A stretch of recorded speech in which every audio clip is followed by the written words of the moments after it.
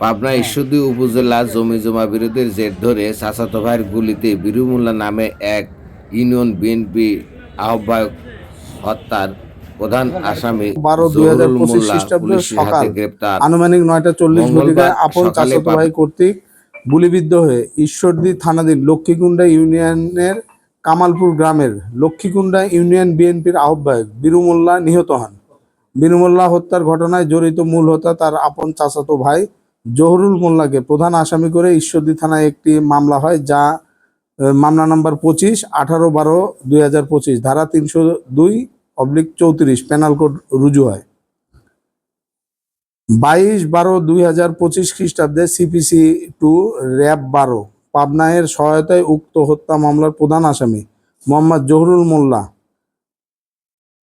জহুরুল মোল্লাকে সিরাজগঞ্জ জেলার সরঙ্গা থানাধীন রঘুনাথপুর এলাকা থেকে গ্রেপ্তার করা হয়। র্যাব আমাদের আসামিকে গ্রেপ্তার করে আমাদের কাছে দেয়। এরপর উক্ত আসামিকে গ্রেপ্তারের পর আমাদের পাবনা জেলার সম্মানিত পুলিশ সুপার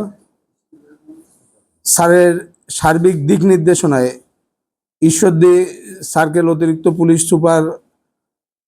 প্রণবের তত্ত্বাবধানে এবং আমাদের অতিরিক্ত পুলিশ সুপার ক্রাইম তার সার্বিক তত্ত্বাবধানে ঈশ্বরদী থানার অফিসার ইনচার্জের নেতৃত্বে বীরু মোল্লাকে হত্যার কাজে ব্যবহৃত আগ্নেয়াস্ত্র উদ্ধারের লক্ষ্যে গ্রেপ্তারকৃত আসামি জহুরুল মোল্লাকে ব্যাপক জিজ্ঞাসাবাদের মাধ্যমে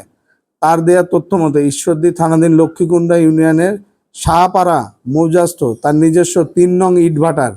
পশ্চিম প্রান্তে টিনের ঘেরা অস্থায়ী টয়লেটের পিছন হতে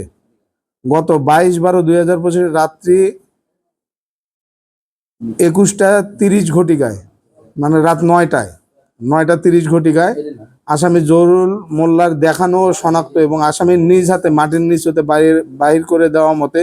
একটি পুরানো কাপড়ের বাজারের ব্যাগে রক্ষিত অবস্থায় 5টি শটগানের গুলি, 26টি রিভলভারের গুলি সহ একটি 1 শুটার গান এবং একটি বিদেশি রিভলভার উদ্ধার করা হয়।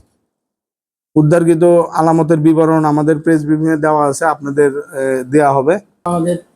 গ্রেপ্তার হয়েছে এবং এই সম্বন্ধে যারা জড়িত তদন্তে যারা আসবে আমরা এটা নিয়ে কাজ করছি।